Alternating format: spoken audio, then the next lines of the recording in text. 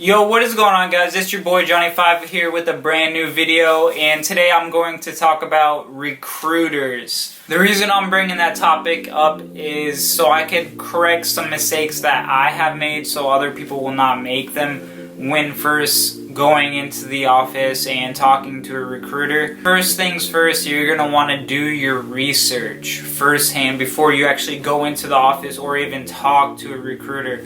So like you're doing now, watching videos, learning like how everything is in the Navy, deciding if you even want to go into the Navy. Once you have decided that you want to go into the Navy, and pick your job that you actually want. I know on the Navy website, and there's a whole bunch of websites that you could do actual research on to find what job you want to go into before you go into the office. So you have that in mind and you don't get swayed on what you actually don't want to do. Your ASVAB score determines whether you could do that job or not. You could retake the ASVAB multiple times though, and that's the thing. If you really want that job, I would say continue to take the ASVAB over and over again until you actually get that score. If you do not reach it the first time, don't go in and take whatever job they give you unless you absolutely have to go into the military right now. So after you pick your job,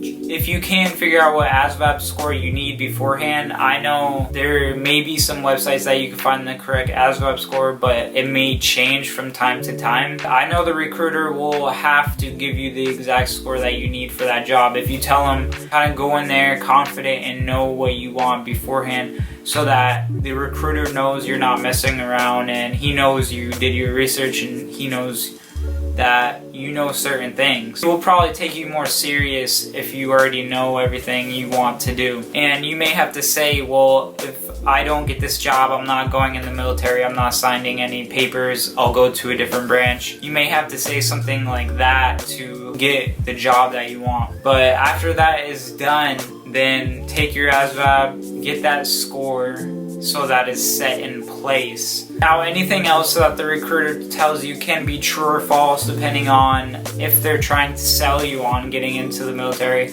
But I know most of you guys that are watching the video are already set on going into the military. So I mean, you can ask the recruiter certain questions, whatever you're feeling, but after you ask him the questions, keep it in mind and then go home and research it even more to see if it's kind of the correct answer. Don't just go off of what the recruiter is saying, because they may sugarcoat it here and there, and then you won't know the truth until you actually get out to the fleet, and then you're in that position and you're like, along with some other people will say in boot camp or when they get out to the fleet, that my recruiter lied to me and this and that and that. And then they're mad at the recruiter when you should have did the research yourself, you know? That's basically what I'm trying to get across to you guys, is research everything for yourself. You can ask the recruiter questions. I'm sure he'll give you information, the correct information, but it may be sugar-coated to an extent. With that being said, guys, I hope you got some value from this, and I hope you make the correct choices to the career that you want, if you want to make it a career in the Navy or just a job for however many years. So guys, if you enjoyed the video, please drop a like, drop a comment. Please, if you have any other questions, message me, or you could comment down below. Please subscribe if you are new. And it's been Johnny 5, and I'll see you guys next time.